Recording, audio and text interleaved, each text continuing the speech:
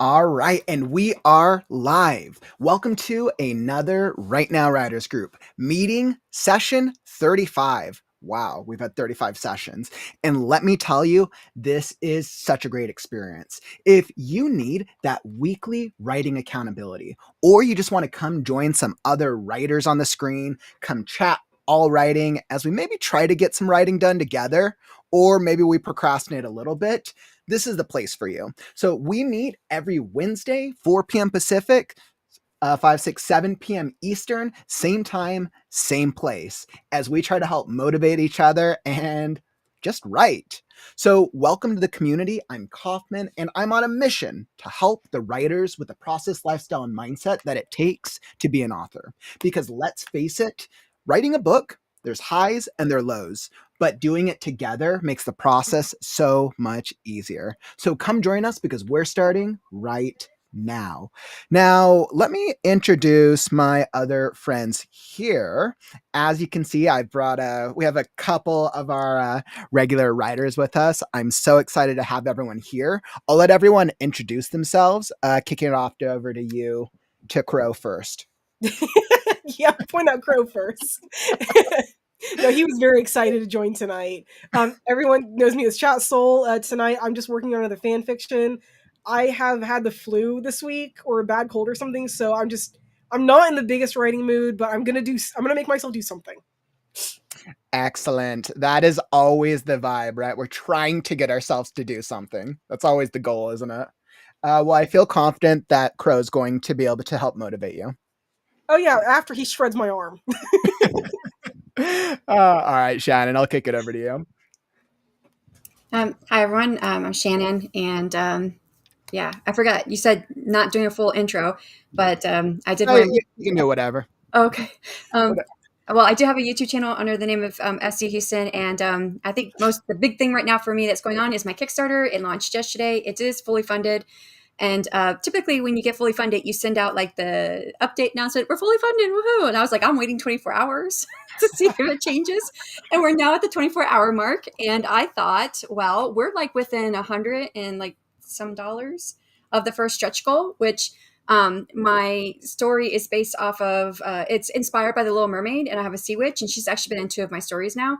But she's based off of Scylla from, if I'm saying the name right, from Greek mythology, with a little bit of metal added in there because she's got metal legs and stuff, whatnot. So I've always envisioned what she would look like, and I hired this artist like last minute just for me. I just wanted to see my vision come to life, and it was gorgeous. I'm like, I'm using this for my Kickstarter. So I have it already done. It's the first stretch goal, and I thought, you know what? How we do book cover reveals, like when people do book cover reveals, they show just like a little bit of the book cover. So I'm going to show a little bit of the illustration. So I'm actually working on that right now. I'm working on the like the ripped paper look on the illustration to put the update out on the Kickstarter platform for my projects. That's what I'm working on. I do my writing in the morning, so I already did mine. Well, Shannon, thank you so much. And I know I already have 1,000 questions about Kickstarter. I'm so impressed. You said you reached your goal in only what, 2 hours, right? Under 2 hours, yeah. Man, that's crazy. I We'll hop into probably hop into a couple questions about your Kickstarter in just a bit. But next, let me kick it over to Crazy Root Beer. That would be me, all right. And this is my buddy. Still don't have a name yet, so that's okay though. But moving on, I am working on a new book series, taking a break from the other two, and starting Fear's Grip, an anthology of like dark and scary things. Um, for this one, I'll at least tell you what it's about. Is about this unknown creature that obviously sticks to the shadows and can kill people. And when it does, that person that died becomes uh, doesn't exist anymore. The pictures that they usually have of them don't exist anymore. So they become non-existent at all. So now we're just trying to figure out why is it here, and right now I'm just kind of brainstorming on what to do now. Excellent. Sounds like you're dealing with some good existential questions over here, Crazy. I absolutely love it. And Calvin, saving the best for last over here. I don't know about the best, but hey guys, my name's Calvin. I am currently working on military science fiction story, and my second book actually is what I'm working on. But I am happy to announce that more than likely in May, the first book will be available on Amazon for sale. So everyone who's interested in military science fiction, keep your fingers crossed. There might be something new coming in May. Woo! So exciting. So exciting, my friend. So thank you all. Thank you all for joining us. And let's get into it. Actually, something I forgot to say, make sure that if you need to get some writing done today, stick around. We're going to get a couple of writing sprints in. We'll do some writers chat first. We'll kind of see what's on our mind. I'm hearing my fellow writers over here. I'm hearing Kickstarter, existentialism, and maybe some other writing shenanigans. So we'll see what we got today. If there's anything on your mind, drop a chat. We would love to hear from you. But let me welcome everyone into the stream. Megan, I saw you hop in first. You got the gold star of the day for being first one in the chat. Courtney, welcome. Unknown. Let's see, unknown. Welcome back. Lynn, glad to have you in the stream. ML, what's up? And by the way, ML, we are doing ML's book first this coming month as the first book of the Read Now book club. So I'll talk about it again a bit in a little bit, but I'm so excited. We get to premiere with ML's book. And then Tiara, what's up? Welcome. Lynn, I saw you had a good question. I'll come back to that. Mary, welcome. And I think I got everyone as Kaufman tries to catch up in the chat. Stephanie, what's up? Love having our fellow Twitch friends over here. All right. And without further ado, here's the setup we got for the day. So I heard a couple things actually before we hop into it. Like I said, I think what was that? Lynn had a really good question as Kaufman tries to get used to the studio setup. So, like, random writing question I had: how do you thread the needle between having an unreliable narrator and leaving your audience feeling like they've been lied to? That's a really good question, actually. It's a great question. So, first off, and I'm curious about you guys here. Have you guys written unreliable narrators before? Has everybody here had an unreliable narrator? No. No. Calvin, no. Crazy, no. Soul, not really. Oh. I'm seeing a head nod from you, Shannon. Definitely an unreliable narrator over there. I'm asking myself if Scarecrow is an unreliable narrator. I mean, it's hard to say because he's a blank slate character who technically doesn't really remember anything. So I guess in a sense he's unreliable. No, full chocolate. What was that? Oh, Calvin with work. Oh, but sorry. I thought I was on mute. I'm sorry. No, you're good. So it makes me think. Yeah, I mean, I don't know. That's actually a good question.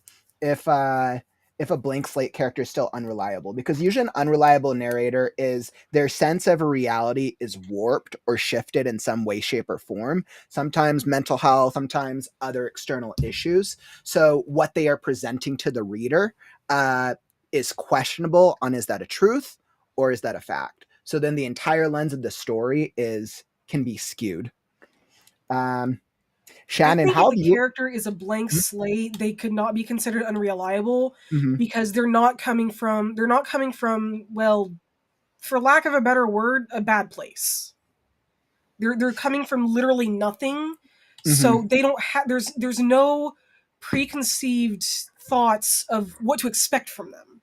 But if you've got somebody where, Yeah. yeah, you're right, they've got like some severe mental health, they've got like a strong bias, something like that, yeah, no, that's going to warp it, and that's going to make things seem a little one-sided. Mhm. Yeah, I guess that's a really valid point. And then it makes me challenge. I'm like, all right, I'm not sure if any of my characters are I mean, they're unreliable for sure. All the side characters are unreliable, but to what extent? Yeah, I don't know. Shannon, how have you tackled unreliable narrators in your stuff? Yeah, so I think Scarecrow could be unreliable because Mhm. he may not know, but it's what the audience perception here is. So if Mhm. the audience perceives that they're being lied to and they find out later on, so the best way that to handle that is it depends on what you want for your character, but I find so that your audience doesn't feel like mad at you is that they in some way can empathize with your character. Whatever it is, whether they like, they could kill everybody, but they always save cats or whatever, literally save the cat. Mhm. Make them empathize in some way. And so that way, when the reader finds out they've been lied to, they're like, yeah, well, I can understand though, because Mhm. they've already connected to the character in some way. That's my thought. Yeah, I mean, I think that makes sense, which is why I think maybe like that my supporting characters are a little bit more I have a pixie and the crow who have a little bit more recollection, but it's still like when characters don't remember. Yeah. Yeah, I don't know, but that's a really good point. How have you done it with your characters, Shannon? Yeah, I give them some type of something they can empathize with. So like Mhm. the last one I wrote, she was pretty bad. She manipulated everybody, but she had this Mhm. one woman that she really loved, and so she went out of her way to do whatever she could to keep that woman safe. And so that was like, Mm. okay, she's like setting everybody else up to fail and die, but she protects this one woman, and this one woman was a very wholesome, nice person. So Mhm. yeah. Interesting. Yeah, I'm asking myself how if I was writing a character that was extremely unreliable, right? So obviously no memory problems. They're fully aware of who they are, but they are a very questionable character. And I think we tend to see the most unreliable characters from anti-heroes generally because their their goals and their what they're trying to go towards is always very questionable, but we want the reader to empathize with them. So I'm asking myself how I would balance it if I had a character who was fully aware of themselves, but I wanted to create that balance between empathizing and and it's almost like creating like a foreshadowing with the character journey almost. Like so the character knows that they're bad Hmm. and that they're Yeah.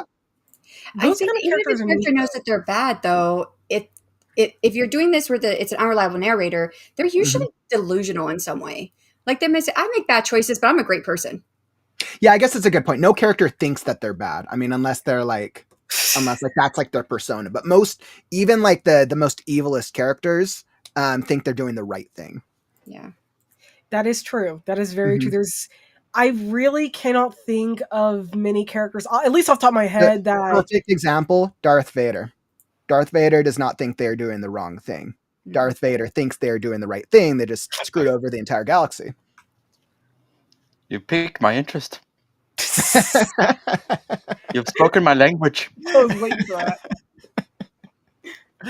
No, it's really interesting. I mean, I when I think about classic books that I've read, I mean, I think one of my favorite examples of an unreliable narrator, but this again goes into mental health, was One Flew Over the Cuckoo's Nest, because the main character, I mean, it takes place in a psych hospital, right?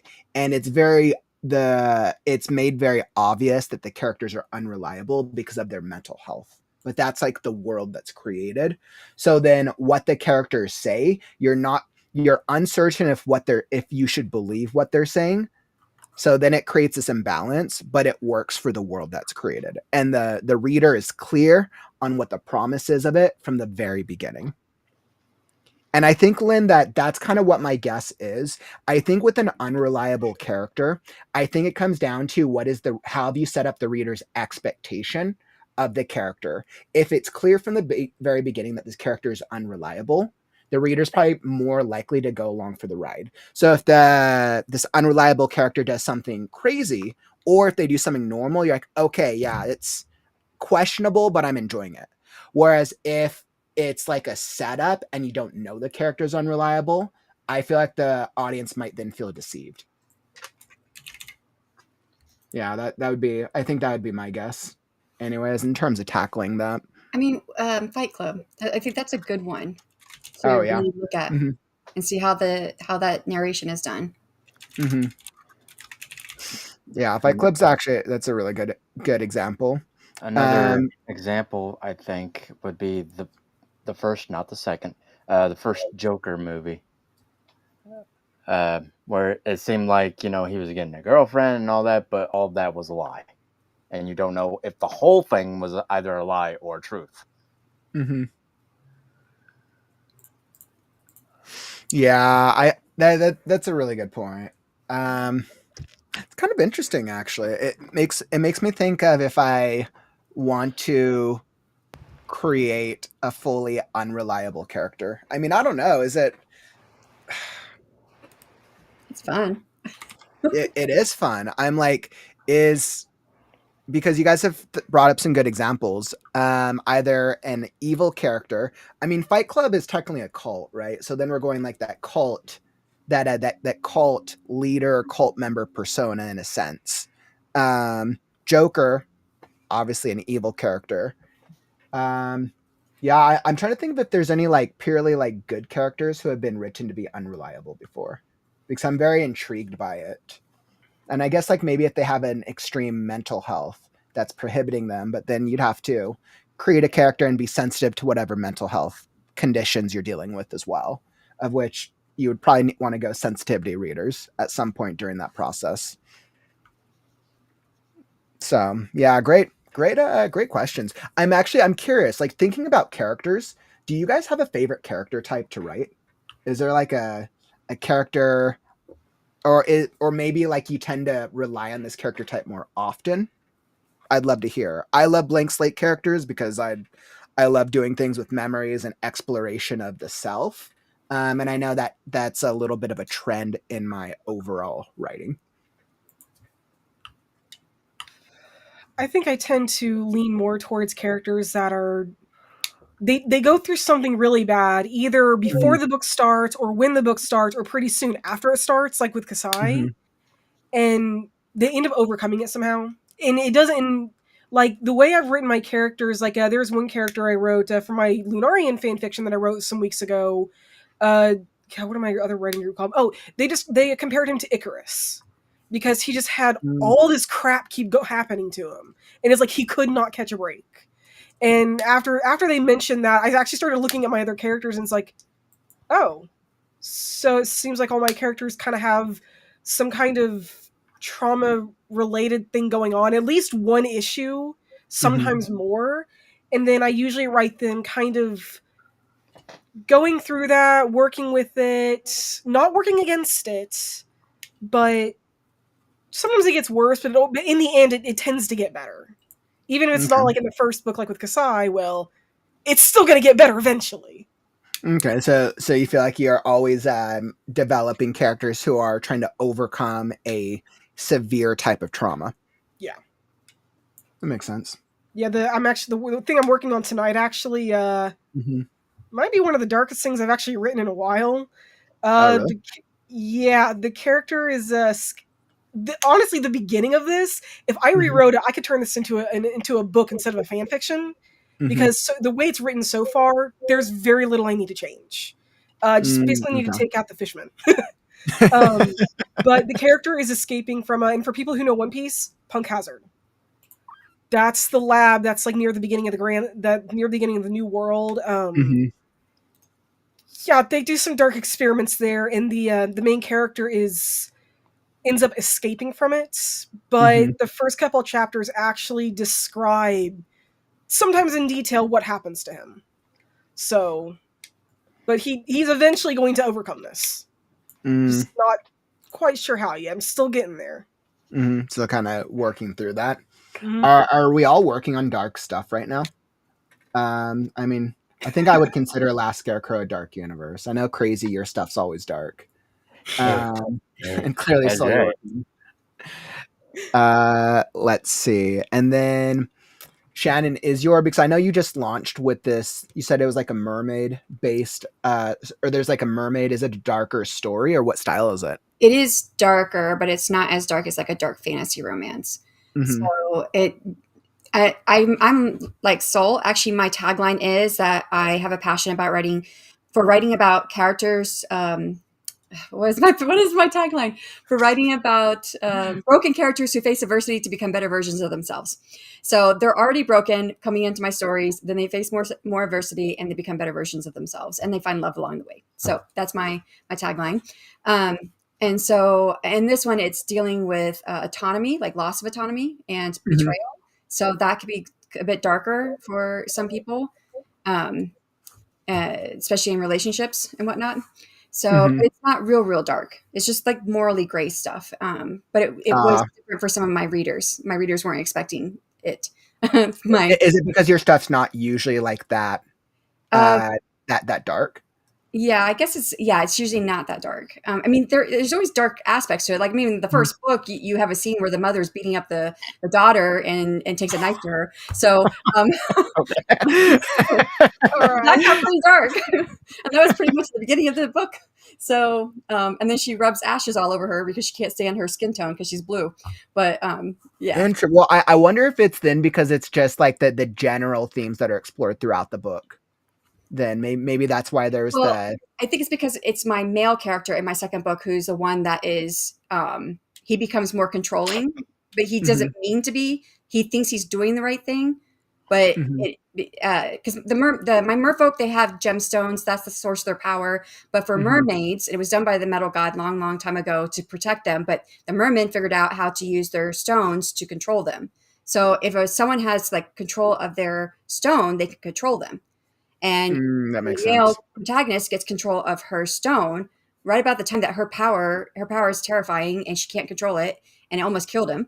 And he thinks, well, I have to take her back to the city, my people. She might kill everyone. And he says, like, how did you not kill anyone before? She did kill her mother by accident. And she said, well, I just held still. She's been holding still for 200 years and she doesn't want to hold still anymore. And so he says, you have to hold still. And so my readers kind of lost it. Not all my readers. Some of my readers lost it. Like, he's making her hold still. And I'm like, in his mind, it makes sense because he's taking her back to the city of his people, and he doesn't want her to blow up everybody. I have to admit, it does make sense. Yeah, it's sad, but it duty makes sense. And honor. That's just like his personality: is duty, honor, loyalty, all that stuff. So he's all about, okay, I love you, but you're dangerous, and so we've got to get this under control. Do you usually end up getting a lot of feedback from your readers after it's published, or do you go like ARC readers and then get a lot of this feedback before it launches, or beta or whatever readers before it launches? I get most of my feedback from my alpha and beta readers, and then I also have a typo buster team, which all they do is just look for typos, but they often leave me comments too. So that's good. I'm actually now going through all my typo buster team comments, and there's a guy, I guess I don't know who he is, but he was like at the very end, he's like, "This was awesome," and I'm like, "Wow, okay, thanks." I'm like, I don't even see my stuff being like for guys, but I mean, I know there's guys who read fantasy romance, but the majority are women. When you say typo busters, is that essentially like a proofread? Essentially, yeah. So, and I tell them I tend to use the wrong prepositions. Like I mix up of, about, from. Those are the ones I usually mix up. I mean, I do have two editors I go through, human editors, but not everything gets caught. And then I miss a lot of articles, and I also miss like the word the and an. I can't. I'm partially tone deaf, so I don't know if I'm saying it right. So I missed those, and and I went through my two editors, and I just went through a chapter a day for my typo buster team, and there is a the that is missing, and I'm like, okay, see, it got missed. But and of my typo buster team, I had 5 people who did the whole book. They can do as many chapters as they want, but if they finish the book, my typo buster team, they get put into a drawing for 2 $25 gift cards to Amazon. That's kind of cool. So yeah, you have a system for that. Yeah. And so 5 people finish it. And of those 5 people who got to that chapter, only one found that was missing. And I was like, it went to 2 editors. So still, it's great that I have all these people looking at it to try and catch as many people as possible. So just small magic. That's pretty good that you got into that process. I know for a lot of writers in the community, we have a lot of first time writers and authors working towards their earlier books. When you were first doing your first book, Shannon, and I know maybe for you as well, Sol, when you guys were first published, how did you guys go through getting feedback when you were still like at that first book stage? Was it the same, or has it just more evolved over time? Yeah, no, not the same at all, because I didn't have an audience when I first started. So I went on to Goodreads boards and looked for readers to exchange books with, for like Mhm. just beta reading each other's book or critiquing. Um, Mhm. I found 2 people that way. I still don't, I know I'm not still in touch with them because we went different ways. Um, and then just for putting my stuff on Facebook at that time, I was putting some stuff on Facebook. There was a gal who found me. She was getting traditionally published her debut, but it was also in Irish mythologies. So she came across my novel and she was like, "Hey, I would love to be critique partners on this." She says, "It's already been picked up by a traditional publishing house, but I've got this feedback I've got to incorporate." And so we Mhm. also exchanged information back and forth on our 2 novels. So that was, and I wasn't on YouTube when I was doing all this yet. I joined YouTube in June of 2021. The book was already Mhm. done, my debut, but I didn't publish it until November. Okay. And then I didn't really start building my team until like my 3rd book. I think that's when my Oh, really? mailing list was growing. Mhm. So that's when I really started getting like a core set of people who are with me Mhm. with all my books. And that changes because people get busy and, drop out and then they Mhm. come back later and whatnot. So, oh, you're So, mute. Soul, uh, you're mute. Soul, you're muted. Right, I Um, forgot. But it actually makes me feel a little bit better about my own books now, because I managed to get, I think, 2 beta readers, and one of them was crap. She sent my book through an AI program, and mm, oh god, I regret that so much. I really do. She should have never. Did she ask for your permission before doing that? Nope. I didn't know until I got the report back, and suddenly her report is talking about magic system, and I'm just sitting there like, this is a sci-fi book. I said this. I made this very clear, and you're calling it magic. Yeah, no, you sent this through an AI program. Mm-mm. It. mm. Yeah, I worry about that. I mean, I'm pro AI, but I don't want someone sending my work through there. I want Yes. to make that decision for my Mhm. own work. Yes. Yeah, and I think as an editor personally, and this is what I see, like because I've done a lot of research now. I think more and more writers and authors are becoming very I don't know if nervous is the right word, but more aware of these types of things happening, right? Especially to you, Soul. Like this is unfortunately becoming a more common occurrence. So as an editor, I feel like I now have to put like a preface of this is what my process is. AI, when I say AI, what type of AI is used. And sometimes people are like, okay, Grammarly is fine. Other times people are like, no AI whatsoever. I want it to be Yeah. all you. And I think it's the clarity and the communication Yeah. up front into the process. And not everybody is up front. And then that creates just the bad results like you dealt with, so which is really Yeah. unfortunate. The other beta reader I got, though, I will admit, they were for the first draft of Burning Ember. They actually gave me some really good advice that led to some changes for I think I want to say not the middle of the book. Oh, when Kasai and Bryn are had a confrontation on which islands. Mm-hmm. Their advice actually helped me figure out that entire scene a little better. Mm-hmm. But I haven't actually gotten to the point where I'm getting beta readers for Shifting Flame yet. I'm still doing like formatting and stuff, and I'm gonna have all that finished before I start doing that. But the fact that you didn't really have like it seems like a good group until your 3rd book, that makes me feel so much better because it's like, oh hey, now I actually have some hope. And, I didn't mention because I didn't remember it. I actually paid for some beta readers for my 2nd and 3rd book from Fiverr, and Mm-hmm. there was one that I absolutely loved, and she's been a beta reader. I paid her for every book, and not only do I love her and what she gives me, she's cheap. $35 for up to 120,000 words. Yes, Jeez, That's and really she's that good. is really good. And awesome. I hired like 5 different beta readers from Fiverr for the 2nd book. Mm-hmm. And kept with 2, but the 2nd one I still didn't really like for the 3rd book.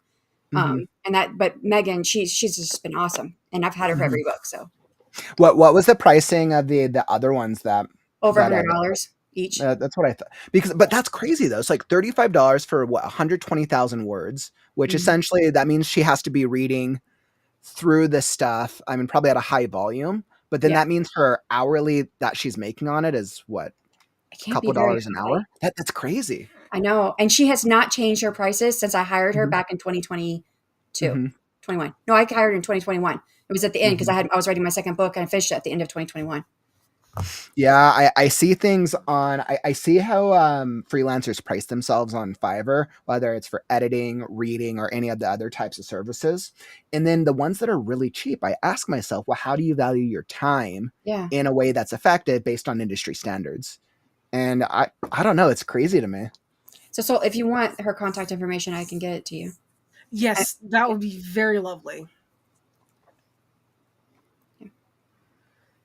Because I know, let's see, considering how the formatting is going, I'd say I think I have about 3 weeks, maybe 4, until I actually have an official release date for Shifting Flame, which will be awesome. And then I can actually start getting like beta readers and stuff. So, because I actually put a lot Wow. more. I mean, not that I didn't put effort into Burning Ember, but I put a lot more effort into the first draft of Shifting Flame this time around. So I actually haven't had to edit nearly as much.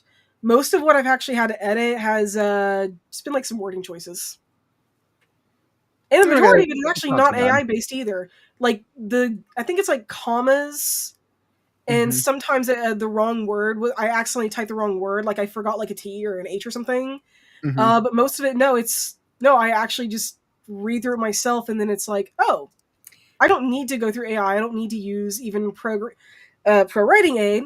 I just Kaufman, can do do you this see myself. the chat? Do you want to, or do you recognize that? Uh, It's a different What was that? language, so I don't know from Twitch. Yeah, I know. I'm reading it. Welcome, by the way. Kaufman is translating. Yeah, okay. I'm just making sure that it's not like bots because that happens sometimes. Yeah. What's crazy is it happens more consistently with Twitch. For some reason, Twitch always like brings bots like inherently. It used to be a Kind of whole lot annoying. more on YouTube. I don't know what they've done over the last like year and a half, but it Clearly, changed. Google's done something well with YouTube. Yeah. It's I like never see bots on YouTube, I used to but get like one like almost I see it on every other stream. Twitch I'd get and one. Facebook. It's really annoying. Is that Russian? yeah, that's what I was thinking. It was Russian. I'm sorry. I cut you Yeah. off. I just didn't want inappropriate material on the, for to be there. No. Yeah.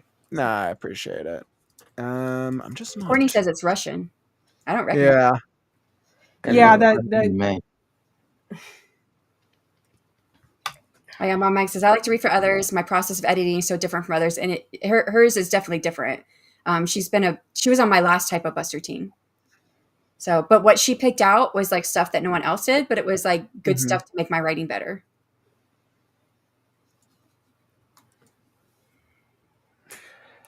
Yeah, let's see where I got distracted by that. But Are we? no, it totally happens. That's a reality of being a streamer. Yeah. You know what's interesting is what 200, 420, I don't know, I lose track now. Somewhere above 400 streams or so. Um I'm surprised. I always assume we're going to get more like negative people in here just in time overall, but the amount of like people who come in and actually like spewing like a hate or negativity is actually very small. It's been very, very small in this community. I'm very, very, very grateful that we're getting the right vibes. I've The only had root beer proves of I've had it this. happen twice. The first time I was clueless. I didn't know what was happening. I was really thrown off, and they left before I realized what they were doing. I was like, okay, whatever. But the second person, I had to block them because they kept being negative in the chat. Yeah, and I remember with StreamYard, I think I was still early on, so I wasn't sure if I was able to do it through StreamYard or then I had to go over to YouTube. Oh yeah, I did it on YouTube. Yeah, I don't know. I don't know if you can do it through StreamYard. I didn't try, so I think I just automatically went to YouTube because that just happened like a couple months ago.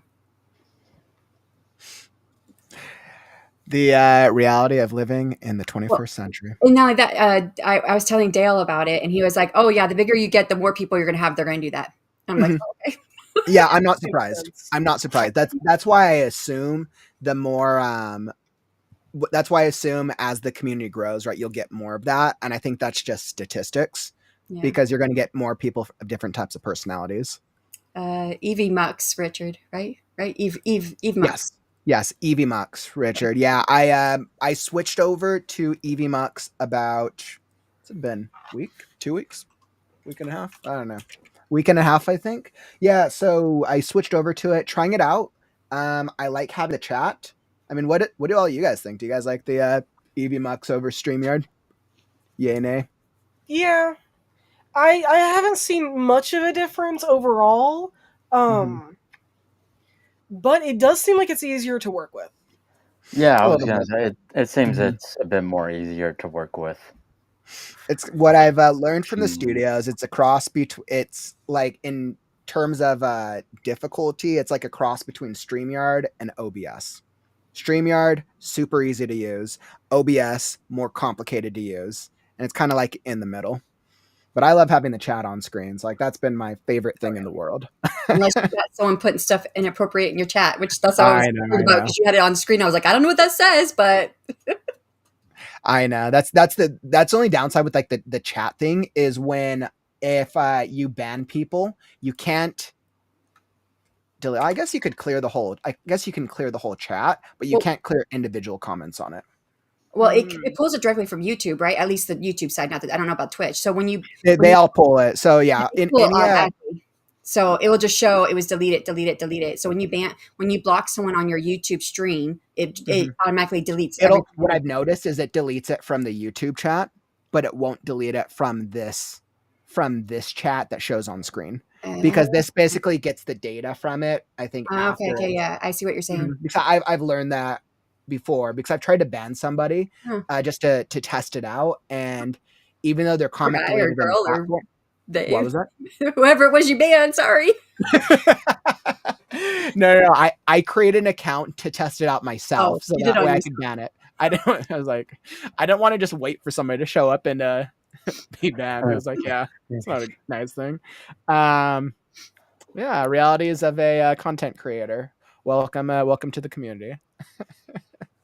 But for anybody who wants to have an online presence, and if you're going to go doing live streaming, like this is, or even if you're doing like videos or even posting, like these are things that most online content creators, authors are going to deal with. Yeah. So, yeah. But granted, I am such a proponent that anybody who is trying to build up any type of author brand should be have some type of digital presence. And of course, Shannon, you and me are probably very much more skewed towards author tubing and author tubers in general. Yeah, it's funny 'cause my son actually asked me that last night. Mom, why are you doing YouTube? Why did you choose to do YouTube? Mm-hmm. I was like, well, because as an independent author, you kind of need an online presence, and I tried YouTube and Instagram and all these other ones, and so the only one I really liked was YouTube. So Mm-hmm. he was like, so you make content for writers? I was like, yeah, but that was not the reason why I started my channel. I should have done it for readers, not writers. But I was like, it is what it is. So Yeah, and I mean, I don't know if there's necessarily a right or a wrong platform for writers per se, because I mean, obviously there's different options, but I think when I compare the different platforms, YouTube I think is the hardest to do and learn on the back end because you basically have to do you have to do everything. yeah, But YouTube, Google, Google everybody index is Google, so like it searchable. makes sense because anything you create on YouTube is now going to show up on Google, right? So it's like it almost seems like more of a win-win, even though YouTube's going to take more time. So I think for people who have the time and the consistency to learn YouTube, it's worthwhile in the long term. I agree. Mm-hmm. So yeah, on that fun note, but so before I got distracted, you guys were we were talking about beta readers, and Mm. something that was kind of on my mind was for a while I was originally going to skip beta readers for Scarecrow because I wanted to focus on getting the story out faster. Like I was always going to do the editor, absolutely going through the editing process, but I was originally going to skip the readers because I'm like, okay, well, I feel confident enough in the story, but I know there's going to be certain things like a developmental edit will help it, line edit, potentially a copy edit, depending. But then I was like, okay, well, then I feel like the farther I'm getting into it, I feel like, okay, I'm coming from a place of, I don't know if fear is the right word, but I'm like, okay, well, what if like there's certain things I miss? I was like, all right, well, maybe I should just do readers just to be safe. Yeah, I don't know. Having at least one reader, I think, should be a minimum if you can get it done. Mm-hmm. I break that into different parts, getting readers and what if you've missed something or whatever. And I'm like, you're always going to miss something. You're That is always going true. to think there's something I need to change. There's something I could do better. I could have done this better. I could have done that better. Mm-hmm. So I think that that's separate. You should separate that out from the feeling of your beta readers and just get beta readers Mm-hmm. just to get outside feedback. Which that's a good point. And I mean, like, I recognize, right, there, it's not going to be perfect. There will be misses. But the things that I will not allow myself to miss are any major core story problems, right? Mm. I was like, for me, the thing that I care about is that everything makes sense Yeah. to an extent. Obviously, books will always have, there'll always be some questions unanswered. But the overarching major plot lines make sense. And, feel like a well told story. And it's like that's the one thing that I care about. Yeah, I can see that. I think that's the kind of stuff you Mhm. really need to care about, no matter what you're writing. Mm-hmm. Yeah. But yeah, it's kind of interesting. I mean, I don't know. When you guys get through like publishing the book, or when you guys finish a book, do you guys have a priority with your writing? Of you're like, hey, this is the thing that I care the most about for the reading experience. I'm curious if it's like just me for the story itself, or if it's kind of different for everyone. I care about the story I've written down and made sure that I don't miss anything, like either a word or something that I might have been like, nah, I didn't really want it to go that way. Let's try it this way and make sure it all Mm-hmm. makes sense. And I do it because I want people to enjoy what they read, and I don't do it just for myself. I do it for all others as best I can. That makes sense. I think I'm a little the same way. I try to make sure that the story makes sense, but I think I focus mainly like on the character development Mm-hmm. side and the world building. To me, yeah, the story it's got to be good, but I've kind of found, at least with my own writing, I think the story develops more from the character development rather than like through the story itself. I don't know if that makes sense, but can't think of a better way to word it. I think it changes for me. I write first for me, and then I'm thinking about the reader experience. And it's not like it's not just the book though. It's a reader experience of the world, of everything that's going into creating the world that I'm creating. And how can I make that an experience for them? Which is why I love Kickstarter, because now I can make it an experience. Hmm. So, and one of my favorite things that I've developed for the Kickstarter. I don't know if I talked about this. I probably didn't talk about it. So I have what's called. I'm doing a series of novellas in the same world in this place Mm-hmm. called Nithril, and it's a magically protected town. And you have Mm-hmm. to be worthy in order to get into it, and you have to know Mm-hmm. someone to bring you in. And Mm-hmm. of course, then there's people who have been born and raised there. And in the Mm-hmm. middle, there's an academy. Now, the academy is not my in my novellas because it takes place in the 4 quadrants because my magic system is based on seasons. So Mm-hmm. in the middle is an academy, and that's actually protecting the source of the magic that's protecting this town. Okay. And so what I'm doing is I'm calling it Fated Adventure Story Mail. And so it's an I saw interactive that. experience. Yeah. So Mm-hmm. for 6 months, they'll get letters in the mail. And it's not just a letter. They're also going to get like a news sheet. And this is all for the Mm-hmm. academy. A student has gone missing. And of course, there's going Mm-hmm. to be some romance because I write fantasy romance. So it's all epic fantasy setting. So it's an Mm-hmm. epic fantasy mystery romance, basically. And so they'll have different things where they can go online, and it's interactive with online for them to figure out Mm-hmm. clues and figure out this mystery and what happened to the student. And this is like a whole experience that is just like the tip of what I want to do. I'm actually developing a few other things in the background, and yeah. Mm-hmm. So yeah, it's a whole experience of the world and everything. So I don't know. That's actually really cool. Did you come up with that whole, so like an interactive storytelling experience? I love that. I didn't come up Did with you it. develop that yourself, or did No. you take it? Was there like a pre-existing somebody has done it really well Yes, somewhere? and he's gotten very, very popular. I actually met him at the Ream conference last year, May. I Mm-hmm. met him, David. I can't remember his last name, how it's supposed to sound. It's like VER something, but you can look it up by Scare Mail. So he writes horror, Okay. and he actually came and talked to a group. He's really he's good friends with Michael Evans. Are you familiar with Michael Evans? I've heard the name, but not so much. Sounds Yeah, familiar. very smart dude. Let me tell you. He just graduated at Harvard. Now he's taking more classes. He's already had 6 businesses. Mm-hmm. He's 24 years old. He's now taking more classes. He's developing an app called Reader Meter. I should share Mm-hmm. his information with you. You can get Mm-hmm. on his beta for the Reader Meter. What the Reader Meter is going to do, nothing else does this. Retailer platforms know where people stop in your book if they stop, or what they read again if you're Mm-hmm. like your ebook. He's making Reader Meter as an app. When you get it, when people read your book, wherever they get it from, you'll be able to see where they're stopping or where they're going back and rereading. And this is like data Interesting. that's going to be so powerful for us. And so he's actually now Mhm. taking classes to learn all this coding and stuff to create this app, and he's in the middle of building it. Author Sidekick he just started his YouTube channel, Author Sidekick. He had a Mhm. YouTube channel before, but he's do you know Mr. Beast? Mhm. Yeah, he's been working with Mr. Beast for the last year. So while he was on Yeah. contract, he couldn't do anything online. Um, Yeah, that makes sense. yeah, so his contract is just got over, so that now he's coming up with the reader meter. He just made Author Sidekick. There's no videos on it yet, but he applied to the Author Tube Writing Conference, which he spoke at it last year. Oh, really? Okay. Yeah, so that'll probably be one of his first. I mean, he's got a short on there, but that might Mhm. be one of his first videos on his YouTube channel. I don't know, but I mean, this dude is super smart, super Mhm. smart. We just did a book club with him. We read Cultish, which is all Mhm. about developing cults, but he talked about how that is how you can get a fan base, a reader fan base. It's like a Mm. cult, like Swifties. It's Mhm. like a cult. So how can we learn from this and get our fan base built up based off of these ideas of what cults do without becoming a cult, Interesting. of course. Yeah, no, but using the underlying principle of it for Yeah. like community building in a sense. So he's good friends with That's David, which I interesting. had met David. I didn't know David was doing scare mail back then. And I think that it was just an idea in his mind. And him and his wife, Mhm. they both quit their jobs to do the scare mail because he made over $1 Mhm. million in his first year.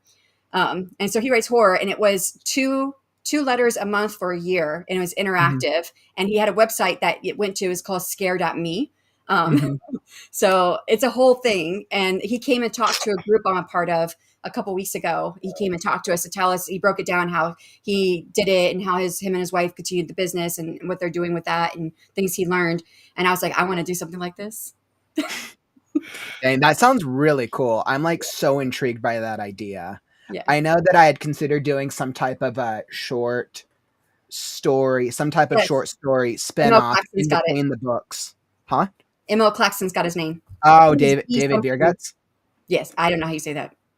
Biergutz. David Yeah. Biergutz. Awesome. Well, that's really cool. I'm definitely gonna have to go check it out. Yeah. I'm definitely gonna have to go check it out. You said so David Biergutz is who's doing it. If you just remember Scare Mail, because that's the name of his Scare thing, Mail. is Scare Mail. Mm-hmm. That's how I always go look at it, especially when I was setting mine up and looking at how he did it. And I had notes Mm-hmm. I'd taken from the talk he gave us a couple weeks ago. Mm-hmm. And just like, of course, mine's different. Mine's not horror. Yeah, of course. So, and I wanted something that I could make mine. And I already knew that I was going to do something with this academy. I just didn't know what I was Mm-hmm. going to do yet, because my novellas are taking place in the quadrants. Mm-hmm. So it was perfect for what I already started setting up. I see what the model that this is taking is the box. It's the monthly box Oh, the subscription. book box, What was that? like a book box. Yeah, I mean that's exactly what it is. It's a book box, but it's basically refining it around a letter And experience. so much less expensive, Mm-hmm. because when I was coming up with ideas Interesting. for what I wanted to send through the mail, like he's got like photos and things like from the case studies or whatever Mm-hmm. it is that's going on with the scare mail. Mm-hmm. When I was coming up with ideas, I was like, oh, I could do this. I was like, no, that's not flat. I want everything to be flat because that's Mm-hmm. going to cost the least amount of money to send through the mail. Mm-hmm. And the interactive part of getting it online and doing things online, I think that is where you're going to get more out of it or the reader's going to get more out of it. So. Mm-hmm.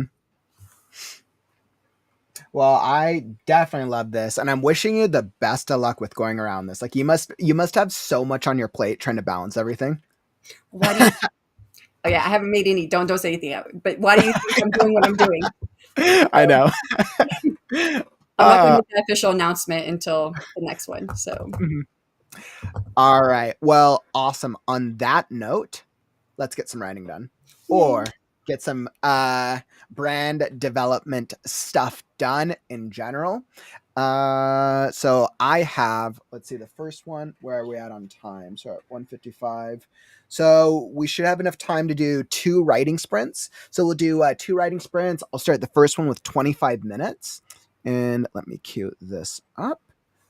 Let's see. And perfect. All right. So we got it here. So we'll do a 25-minute sprint. I'll throw up some music, whether you are brainstorming, writing, or editing. That is all part of the process. Come join us because it's time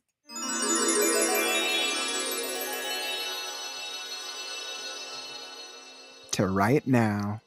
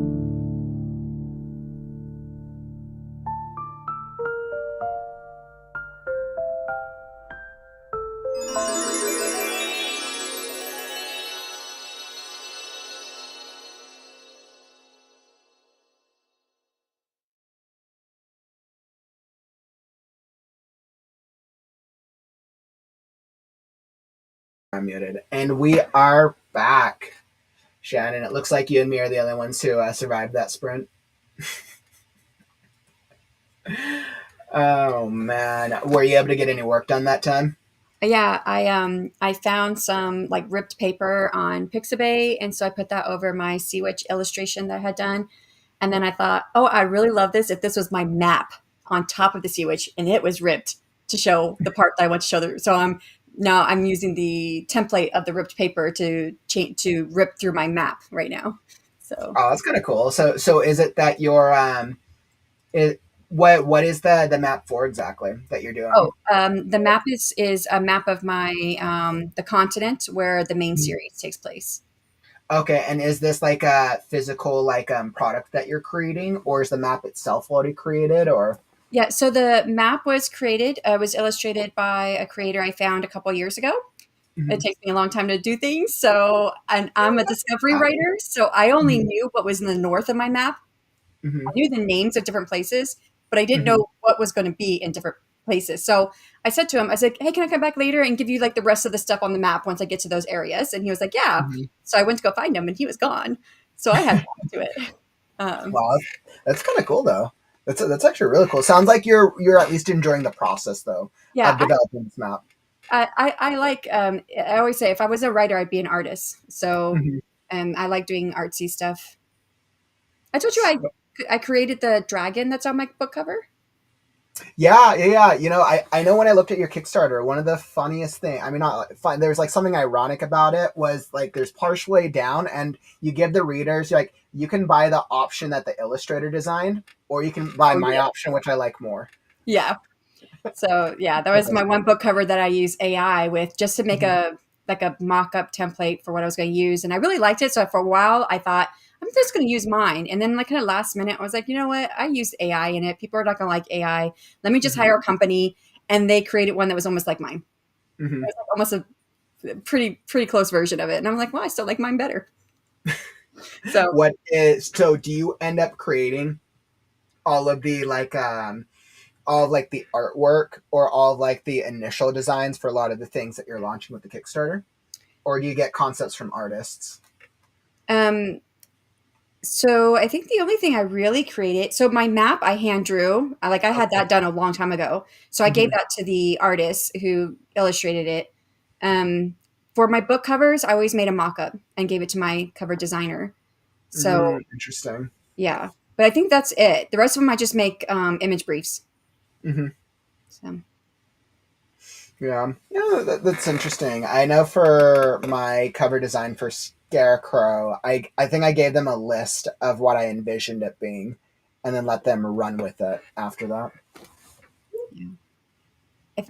I think when my first book cover in this series, I also pulled book covers that were popular in my series, ones that I liked because I had this idea of what my female should look like on the cover. Hmm. That's this one Oh, here. So oop, you can't see it. yep, So yep. There we go. she starts off like she's the one that gets beat by her mom, right? Hmm. So she's beaten down. She's being made fun of all the time because she's different looking. She's got blue skin and whatnot, and so she doesn't have like a whole lot of confidence when she first starts, but Hmm. by the end you find out that she's actually one of the most powerful creatures on the planet. But Oh um, wow. she Okay. just she her magic was being suppressed, and so she becomes powerful. So I had found a couple different images of females. I was like, I want her to look powerful, but in Hmm. such a way that it's like, yeah, come a little bit closer. Think you can trust me, and then you're going to learn. So that was kind of, and I said that in my write up to the because I always do a cover brief Hmm. image brief. And so I said, I want her to look powerful without being powerful. Like you could approach her Hmm. and you wouldn't know that secretly she's actually very powerful. Are you pretty happy with all the covers you've gotten for all of your books? Uh, yeah. I mean, okay. So this Hmm. was, I had hired a company, Hmm. hated it, got my money back. Oh no. I hired an illustrator. They never Hmm. responded, got my money back. Hired another illustrator who actually illustrated a book for me a few years ago when a book for I never published, but I got the book cover made, and that book I Hmm. even got edited, and I've never published it. But so I got in touch with him. I was like, hey, can you do this for me? And he was like, yeah. And then he gave me like a sketch design on the day the cover was due to me. And I'm like, he's like, I need a little extra time, like 2 weeks. What? 2 weeks went by, he still didn't have anything more. And Wow. so, and then I waited 2 more weeks and I contacted him, nothing. So I got my money back. So now I was like within weeks of my Kickstarter happening. Okay. Not weeks. So Oh this was my like God. March and my Kickstarter is happening in June. And I was like, I Mhm, still don't have a book cover. And I mhm, was going months and months trying to get a book cover from somebody. mhm. And I don't know if you know Inka York. She's in the Yep, author yep, yep. community. Yeah, I've seen her around. Yeah, Hmm. so her cover designer does all of her book covers. So Hmm. she was like, "Hey, my designer is really good. She can do you probably really quick. Just talk to her." Hmm. And so that's who I use. And Okay. Jacqueline's sweet. Yeah, It sounds like you've gone through quite a range of freelance artists, yeah. Trying to both find some. great and not so great over time. So Any with this, I didn't like the dragon, but because I mhm. was like running out of time, I was just like, "I'll Mhm. take it. I'll Okay. take it." So when and overall, people love the overall cover, but this is not what I thought my dragon would look like. So Okay. when it came to the second book cover, now the second book cover Mhm. has been done for a long time. Mhm. Because it took me forever to get this book done. Mhm. It's like just over 2 years, I think, altogether. But so I knew this time I was like, I'm going to be picky about the dragon, and she put Mhm. so many different dragons in there, and I didn't like any of them. Not a single one of them. And I was like, look, hey, I do not know how to do things from scratch in a design program. I can take pictures and do things with them, but I don't know how to Mhm. do things from scratch, but I can draw my dragon. Would you Mm. take the time to try to figure out if I can do this dragon myself? And she was like, yeah, it took me 5 months to figure it out how a design. I use GIMP, which I've used for Mhm. years. It's the poor man's version of Adobe. It's free. Mhm. And so I drew my dragon by hand first, and then I got it into, I scanned it, put it into the design program, and I worked on that thing for 5 months. And finally, I got what I wanted. And I don't have a copy of the cover right now, but yeah, you've seen the I cover. know. So having gone through quite a range, any key learnings for any writers in the community Give community to yourself find time. freelancers? Give Huh? yourself time. Give yourself time, especially if you're really wanting like something specific for your cover. Mm-hmm. And I don't like most of the dragons that are out there. And my cover designer, she's against using AI, which I'm AI positive, but yeah, I understand for making my covers, I'd rather not use AI because a lot Mm-hmm. of people don't really like that. And of course, that also gives that work to those people that she's getting. And she's not an illustrator; she's just a graphic Mm-hmm. designer, which means that she can manipulate pictures to get. Mm-hmm. So all of the females on my covers, they're actually faces from real models. She has me go Interesting. to stock, whatever, some stock photo site Okay. Oh, so where, that's actually interesting. What a clever way to do design. I like that. yeah. So, Mm-hmm. and I don't know where she got the dress from, but I know where she got the face from because I chose Mm-hmm. it. She had me choose the faces for both my book covers. Mm-hmm. For my Irish trilogy, I Mm-hmm. hired out. It was actually my girlfriend from college. Her artist was an illustrator with Okay. watercolors, and Mm-hmm. did all of her book covers. They're gorgeous, and she did mine, Mm-hmm. and I didn't like it, but I was going with it. And then for my second book, because I had my second book, I was pretty much done with my second book before I published my first. And I made my cover for my second book in the series for a placeholder on the NaNoWriMo website at that time. Mm-hmm. And I liked my cover better. So I made my Blood of the Lily cover. And I was just starting YouTube about this time. So I didn't think of like showing my process. But for Tears in the Marigold, Mm-hmm. that's the last book, I actually have a video on my YouTube channel showing how I made it. Oh, It's that's a kind of cool, actually. yeah. Wow, that's actually really really cool. I like. Yeah, I don't know. I feel like it's been such a journey for the cover design of mine. And I don't know if this is the same for all authors or if it's different for everyone, but I feel like I had a very clear vision for Mm. my cover design. Like I knew I pictured it, I knew exactly what I wanted every single element. Um, and I have ideas for like variant covers and variant styles, but I don't know. I went into it with clear vision and then working with the artist, and kind of seeing the final version.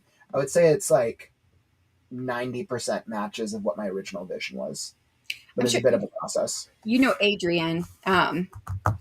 I have his first. Yeah, you know, Adrian's actually one of he's co-hosting with us for our I know. He used to do the Tuber Book Club, and Oh, really? Oh, so that's probably one of the book clubs he's talked about before then. yeah, and I was Mhm. like, he had different co-hosts on there, but I was the only co-host that was there for every single time. And then we would talk about what books we're going to do, and we'd vote Mhm. on them, and we'd do them. And he kept wanting to do my book, but I was like, can we wait until this one comes out?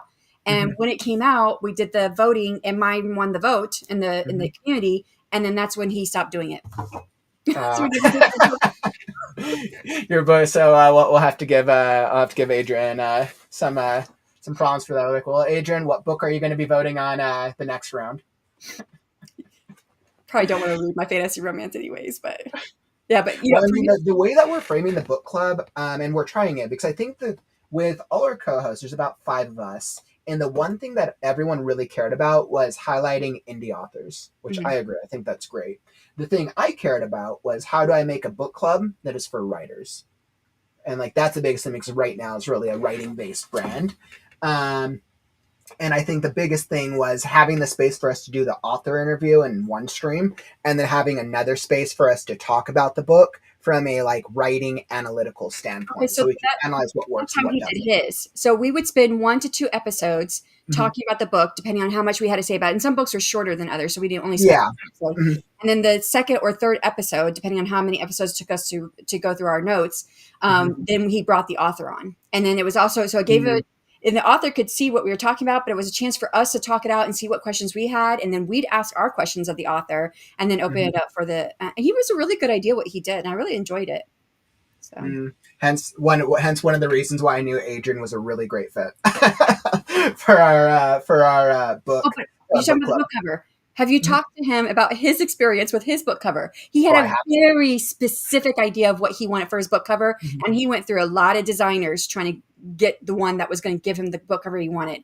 And there were designers who told him that he was crazy for wanting to put all the stuff he put into his book. I have his book around here somewhere if I could find it. Ooh, I'll have to ask it. I'll have to ask him the next time I chat with him. Very interesting.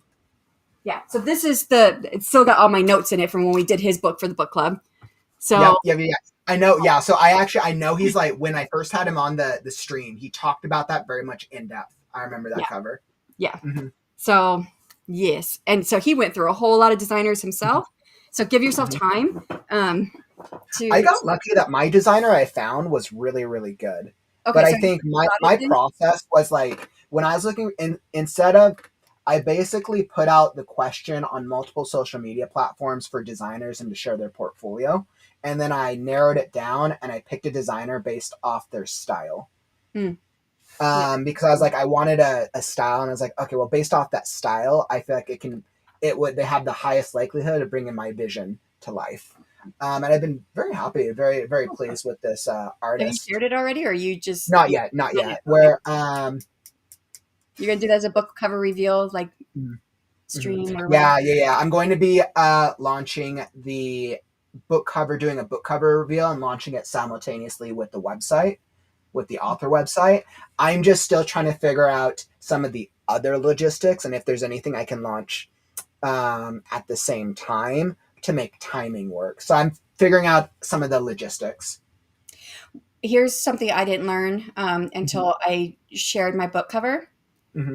When you share your book cover, you're gonna have people asking, well, where's the link where I can go buy it or exactly pre-order it? Exactly, right. And then I'm like, okay, well, do I do the pre-order link on Amazon, or if I'm going to do something like Kickstarter, then there's some more minutia and figuring things out there. So I'm trying to make sure that when I launch it, there's somewhere where people to be able to go.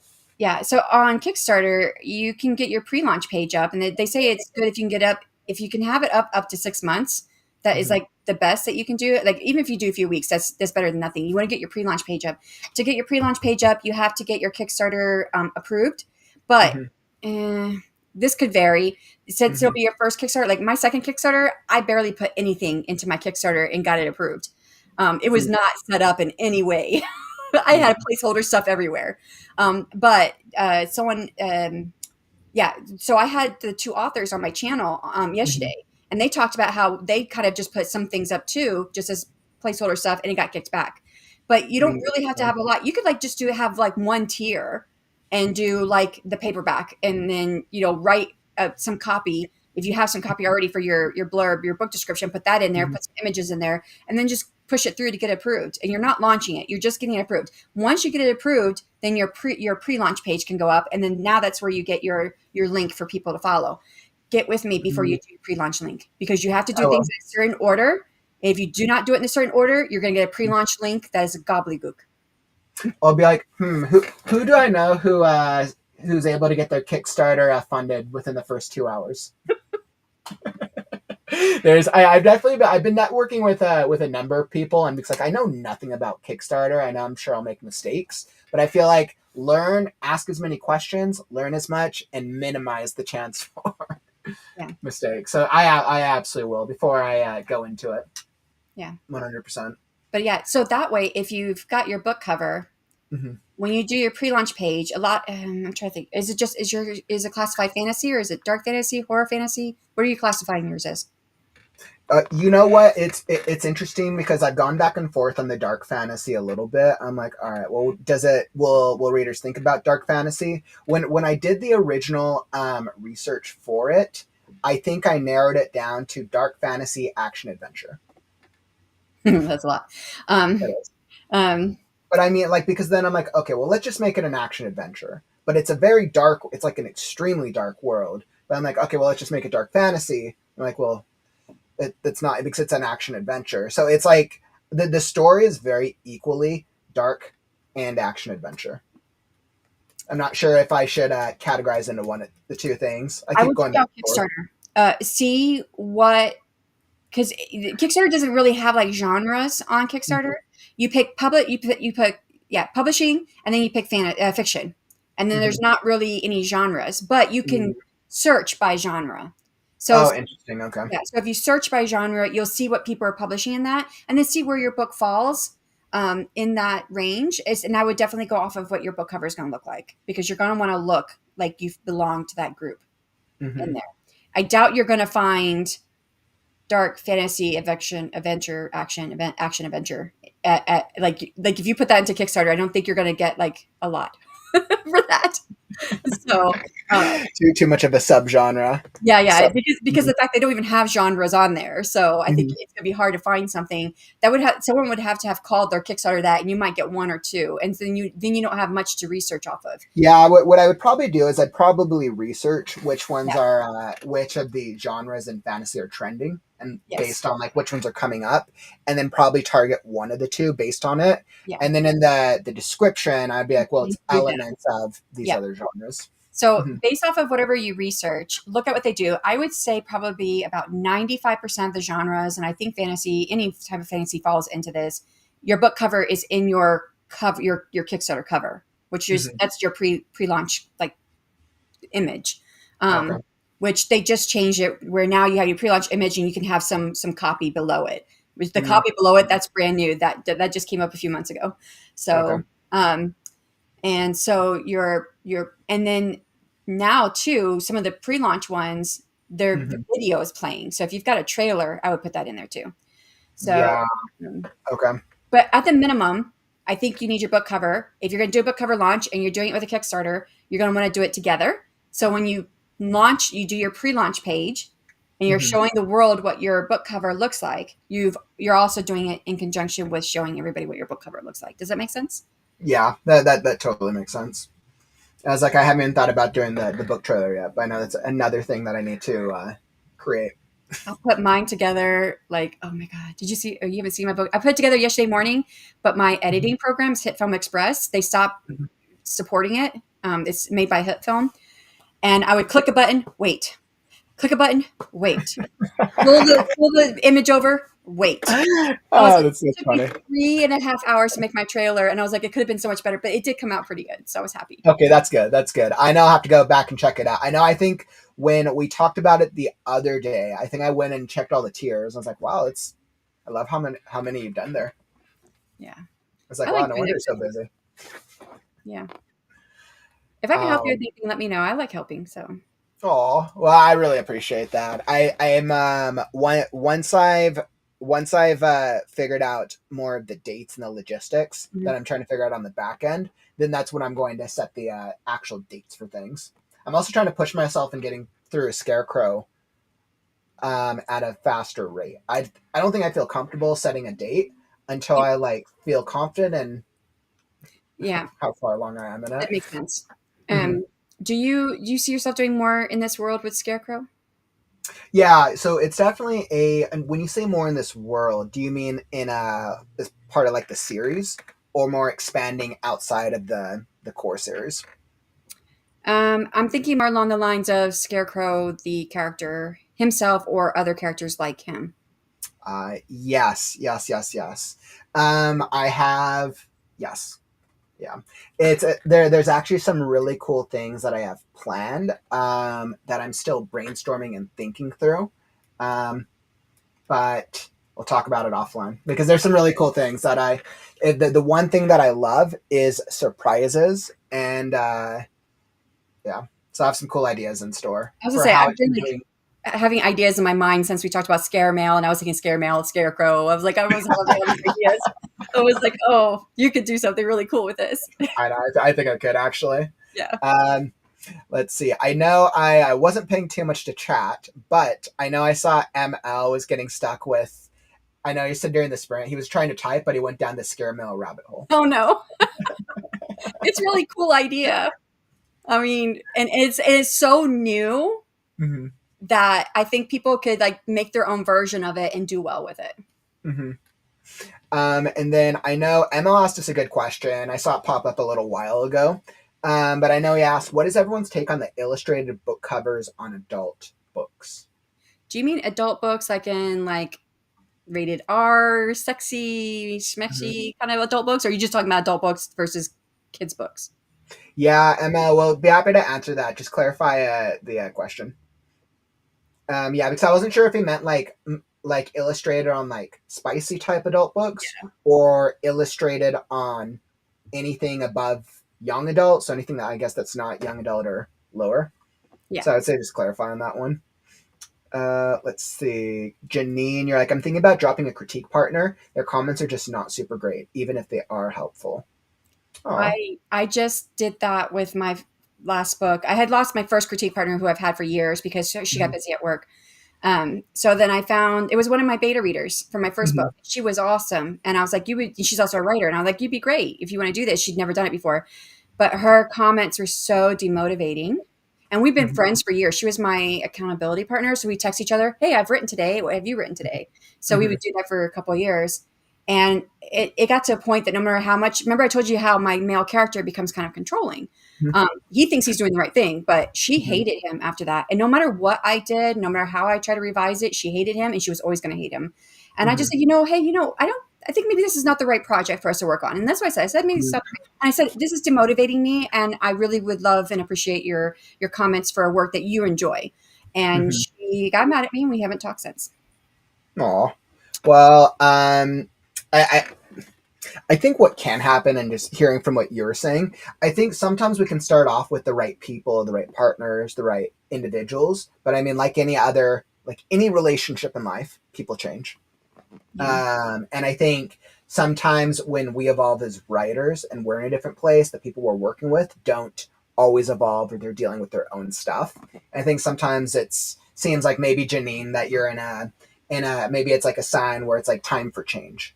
I think that's kind of the way I look at That's it. it too. My CP hates my characters. They want my character to be something else. That's what my critique partner wanted my character to be something else, which is not what I saw for him. Mm-hmm. And I think that's hard if your critique partner cannot they don't have to agree with your vision, but if they're your critique partner, they should be there to support you in your vision. Mm-hmm. That's the way I feel about it. Let's see. Yeah, so I saw someone told me that I'm doing young adult. I have to do photo manipulation, but stock models are so bad for BIPOC. Mm-hmm. Well, Janine, hopefully, good luck with that. Good luck with figuring it out.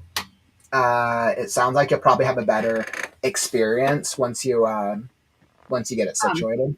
what I would say is, Janine, check out Jacqueline's Suite. So that's my cover designer, and she does Inka York's books, and she does stock photos. And Inka has BIPOC characters on her book covers, and I think Mm-hmm. she does a really good job. That's a good recommendation. It's a really good recommendation. And I think it's Jacqueline's Suite something book covers or something. What was the name? Yeah, let me type it in. Awesome. And then let's see, where were we? I know we kind of bounced around topics a little bit. Let's see, where were we? Yeah, I know Janine had a question about Kickstarter because when we were chatting about Kickstarter, I know Lynn said, I've never done a Kickstarter, so it's a world I never thought of. And then Janine was asking, what if I don't have a title? Should I do a pre-launch page?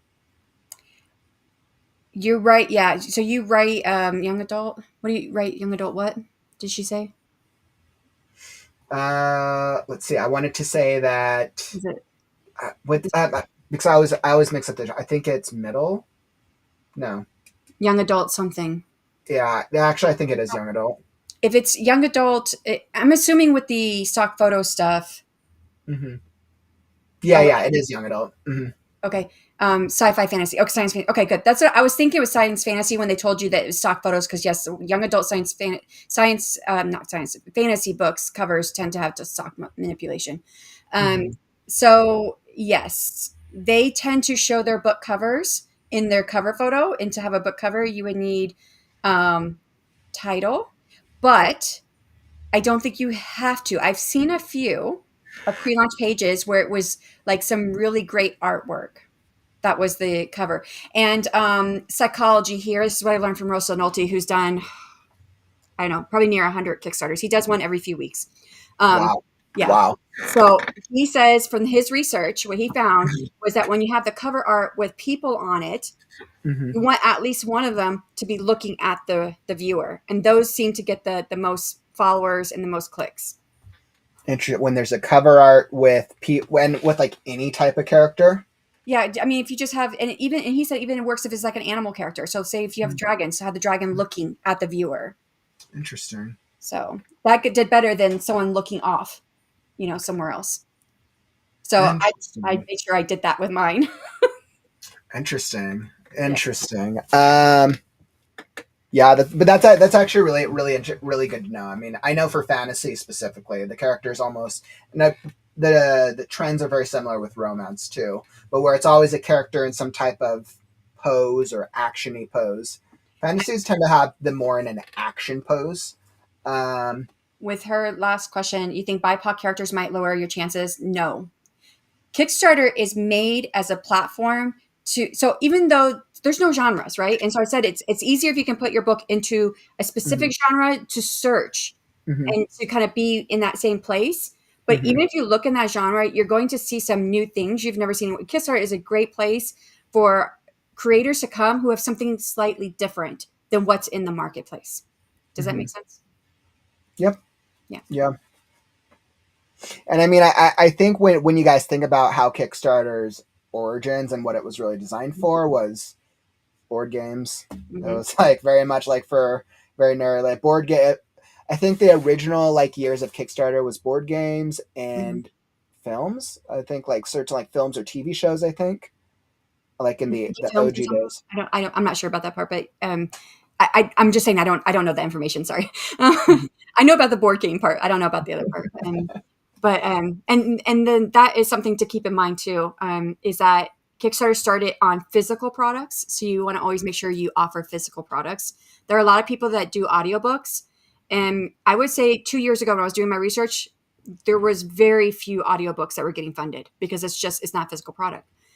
Now I'm seeing some audiobooks getting funded, but I'm typically noticing that from creators who are authors who are well known. They're best-selling authors. Mm-hmm. So interesting. It's probably because readers want to hear the author themselves read the book. no, a lot of them are doing the what they call that audio dramas. So and as an audio drama is a cast of characters, right? Yeah. Yep. So that's what a lot of them are doing. That are doing audiobooks, because a lot of authors I've talked to say, "Oh, I want to do a Kickstarter. I'm going to do it for my audiobook because it's so much money if I can get it funded." And I'm like, "Hey, audiobooks don't really get funded." At the time that I was doing it, Dana Claire, she used to work with BookBrush. You know BookBrush? Yes. It's like Canva, but for authors. Mm-hmm. So she worked in their department for the graphics and everything and got them off the ground. The department that works with people to get their Kickstarter graphics done. Now she left and made her own company, and I had her. She came onto my channel. She's in that video, the 3.5 hour video where I'm talking about Kickstarters. So she comes on there, and everything she said in there is no longer valid as far as what her company can do for smaller authors. Her company has got so big now that she doesn't cater to small authors anymore. So yeah. So but she was doing an audio drama, and that's what her Kickstarter was, and she was doing it at the same time as mine, and that's actually how we connected. And really? Okay. Yeah, and she was in the last hour of her Kickstarter before she got fully funded. And Wow. I mean, I would be losing it if I was like, Wow. just like, please, And please, please. with Kickstarter, you don't get the money You don't get unless it's anything funded, right? unless you're fully funded. Yeah. So crazy. And I asked her afterward, I was like, so you got fully funded, so everything's good, right? So did you make a profit? It's just like, not really. She said, if I got fully funded, I broke even.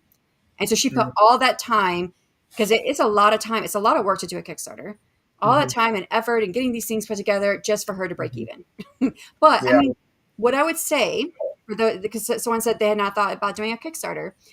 And like guys, just so you know, Shannon's done a couple Kickstarters, and Shannon, I know you have a couple of videos on your channel Yeah, I have a where few. you like talk about Kickstarters. You guys should go check out Shannon's channel. There's a couple of videos on there literally about starting a Kickstarter. Yeah. So the great thing about Kickstarter, it is there's actually so many great things, and I do talk about all of these things in my 3.5 hour video if you ever want to watch all that. Um, but one thing is that social, it's not social proof. I always social concept. I keep forgetting what I called it. Anyways, it's the idea that when you put your book up for pre-order and people are pre-ordering it, okay, I've got a good idea, but you don't really know when your book launches if it's really going to do well. But on Kickstarter, you're getting that ahead of time. Before you launch on retailer platforms, you're finding out if it is a valid idea, is a good concept. Not only that, Kickstarter has its own audience. There is an audience that lives on Kickstarter. I just had someone who backed me today. They didn't back my first one. They may not have known me. They've backed over 500 Kickstarters. This is what they do. Wow. They live on Kickstarter to back Kickstarters. So you're going to be tapping into an audience that is not anywhere else. And right now, Kickstarter is not saturated. All these other It's Amazon. not saturated. It's just think about where Instagram used to be 10 years ago. Think about where TikTok used to be 5 to 10 years ago. Like, yep, makes I sense. actually looked at It's easier to get out. I actually looked at doing my first Kickstarter in 2013. Mhm. I wish I would have done it, but because I agree. That's like I wish I would have gone full time on my YouTube channel back in 2013 and the pre. Yeah. But I remember researching it then, and there was no books on there, and I was like, I really want to do this, but I was like, how would I build an audience? And that's really what it was. I didn't know how to build an audience at the time, and we were military, so we were always moving. So it wasn't like I knew like a lot of people in my community because we had just moved into this area, and I just had a baby, so of course I was not getting out and meeting anyone. So, so I was like, I don't, and so I thought I put it on the back burner. So then when I heard people start talking about it again, it was 2020. And I thought, I want to do that. And then Brandon Sanderson did his in 2022. His was 21, I think. Or was it 22? No, it's 22, I think. Yeah, his was 22. And then Sanderson went on to become the highest $43 million. Yeah. I already was going through the process of teaching myself what I could learn from it. And then I bought the course with Russell Nolte and Monica Leonel. And they've done lots of Kickstarters, both of them, although Russell has done a lot more. Like I said, every few weeks he's doing a new Kickstarter. So, they've done a ton of Kickstarter. So I took their course. I would not suggest the course. It was really, really expensive. I don't think you need it. You can find all the information you need out there, I think, on your own if you're good at doing research and just reading stuff. So there's a lot of information out there now. So I was already planning on doing it, and the Sanderson did his, and I was like, no, don't saturate it yet. But it's not saturated yet. It's not saturated. So you're good. This is the time to get in there and do it. Why do you think? So, from your research, Shannon, why do you think Sanderson's campaign was as successful as it was? Do you think it's because of his brand name or because of the strategy? All of it. All of the above. Yeah. So, were you around, or do you remember when he dropped the video talking about the Kickstarter on YouTube? Yep, yes. I remember that. And that people were like pivotal moment. And he did it as like a surprise because people weren't expecting his year of Sanderson. Oh wait, I wrote this book too, and I'm like, this guy. You are like, what are you like? How does somebody have that much time to write that many books? Well, I could if I was not doing anything else. If I was not doing YouTube, if I wasn't doing the Off the Tube Writing Conference, if I wasn't doing my podcast, I could because I can write books really fast. I wrote the first 54,000 words of my next book in 7 days. Of course, and I think Sanderson was a prime example of somebody who took advantage of the extra time with the pandemic and basically produced actionable results, and then understood how to leverage that for And he already had a built-in Okay. fan base with his name. Exactly, So right. there's so much that was in his corner, and then he was very strategic in the way he delivered it. So Mhm. yeah, I actually just watched an interview with him, and it came out last week. It was on YouTube, and they talked about I know. I'm very happy he's doing he's doing the new workshop series, new class series. the new one coming out. Anybody who wants to have a beginner deep dive into storytelling, Sanderson on his YouTube channel is doing the whole 2025 lecture series. It's very very interesting for anybody who doesn't. It's free. Uh, They're on YouTube. Yep, it's free. It's free on YouTube. Of all the authors, Sanderson's definitely one of the ones that I hope to be able to meet at one point. Yeah. It's like I'll put it out there: Sanderson and George R. R. Martin, one of these days. Yeah. Oh man, Shannon? Do you have any authors out there who you like really want to meet eventually throughout your career? I think the only one that I really wanted to meet, I met her last year, and she came on my channel. So Oh really? Oh, yeah. that's super cool. I mean, I'd say Carissa Broadbent, but I don't like. I love her writing style. I don't think I could ever write the way she does. She's awesome. She's awesome. So I wouldn't want to meet her and be like, "Yep, that's something I'm never going to be able to be." Oh man, yeah. I mean, I could see that, right? Because then you're like, okay, well now that's almost like an intimidation of like, oh wow, you've met somebody who's like very very much incredible at the craft, and then putting it against your own. Yeah, I don't know. Yeah, I think I'm okay. Like like I said, the one person I really wanted to meet, and it was just really quick too, because I read her book and I was like, oh my god, I love this book, and I reached out to her. I was like, hey, I'm doing this series on because last February I did a series on my channel where I brought on a fantasy romance author almost every day in February, and it was called Charm Chats and Happily Ever Afters.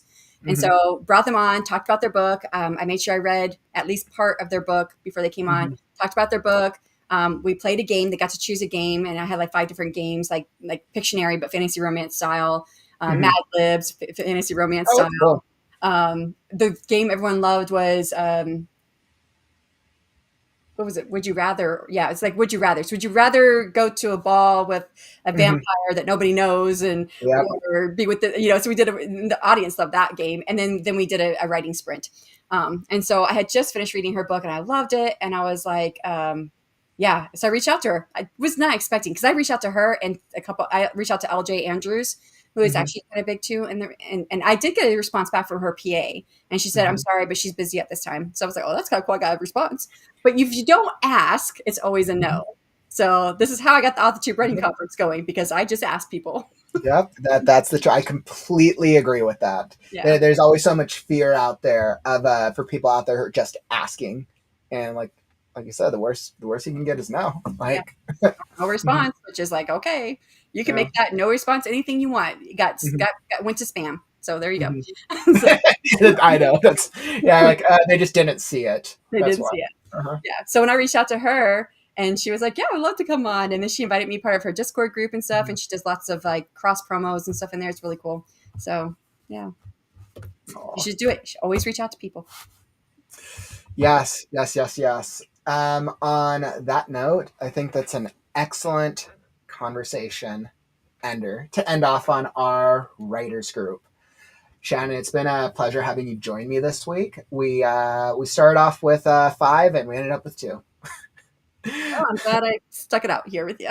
And thanks for sticking out with me till the end. Usually, this happens once. I would say like once every 5 or so sessions. Everybody just has plans throughout. So I got a little bit of work done, but we had some great conversations today. Yeah. Everyone, thanks for joining us. As always, Sharon, I'm always like learning from you. So now I'm like even more eager to go start Kickstarter tomorrow. There you go. Oh man. All right. Well, friends, thank you all for joining us. It's been a great session of the WriteNow Writers Group. I'll be back tomorrow for another daily writing sprint. It's tomorrow, Thursday, 2 p.m. Pacific, 5 p.m. Eastern, for some more writing shenanigans and trying to push myself through this dream sequence with Scarecrow and friends. This weekend kicks off the Read Now book club.